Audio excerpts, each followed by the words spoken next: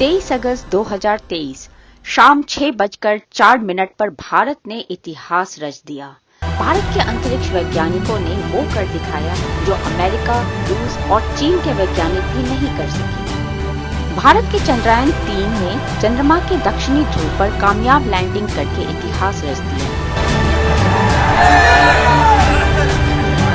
चंद्रयान 3 ने बुधवार शाम 6:04 पर चांद के साउथ पोल पर आसानी के साथ सॉफ्ट लैंडिंग की। इसके साथ भारत चंद्रमा के दक्षिणी ध्रुव पर पहुंचने वाला दुनिया का पहला देश बन गया।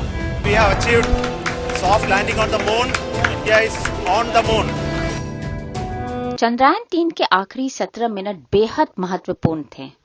आखिरी के 17 मिनट में विक्रम लैंडर की सॉफ्ट लैंडिंग कराने की कठिन चुनौती थी, लेकिन इसरो के वैज्ञानिकों की मेहनत और लगन इस बार बेकार नहीं गई और इस बाधा को वो आसानी से पार कर गए। चंद्रयान 2 के समय जो गलतियां हुई थी उससे भारतीय वैज्ञानिकों ने महत्वपूर्ण सबक सीखे थे, जिसके कारण विक्रम लैंडर की सॉफ्ट लैंडिंग में कोई परेशानी नहीं आई।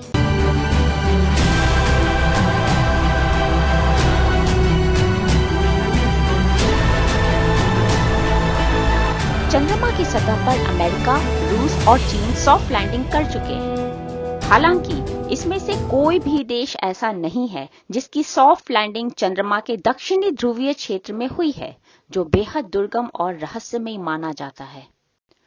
सॉफ्ट लैंडिंग के बाद चंद्रमा पर उतरकर विक्रम लैंडर ने वहां की तस्वीरें भी भेजनी शुरू कर दी हैं।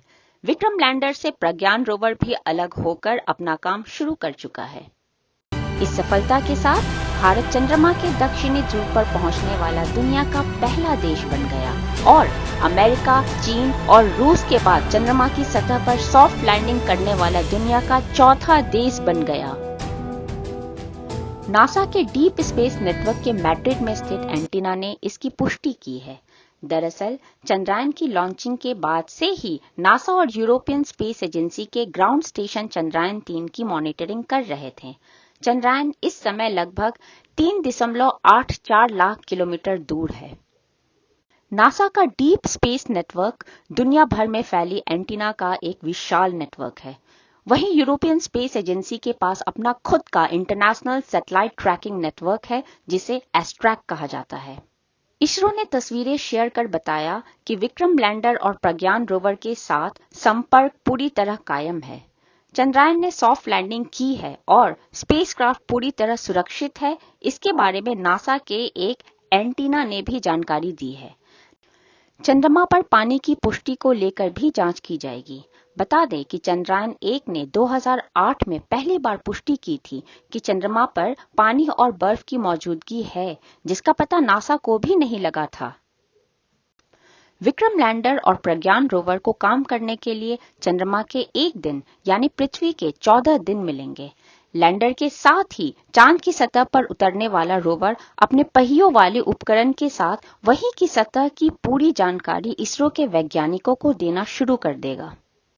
रोवर के पहियों पर भारत के राष्ट्रीय चिन्ह अशोक स्तंभ और इसरो के चिन्ह उकेरे गए हैं, जो प्रज्ञान को आगे बढ़ने के साथ चांद की सतह पर अपने निशान छोड़ेंगे।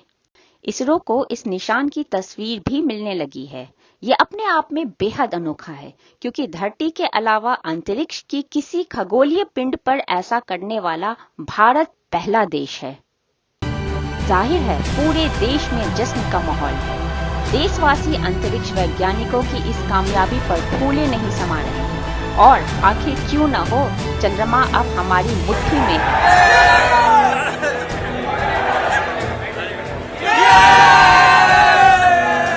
आखिरकार वह इंतजार भी खत्म हुआ। चंद्रयान 3 ने चांद से तस्वीरें भेजना शुरू कर दिया है। इसरो ने वहां की तस्वीरें शेयर भी की हैं। रोवर से भेजी गई तस्वीरों में चांद पर सल्फर होने की पुष्टि हुई है। इससे वैज्ञानिक यह पता लगाने की कोशिश करेंगे कि चांद कैसे बना। इस रहस्य से पर्दा उठ जाएगा।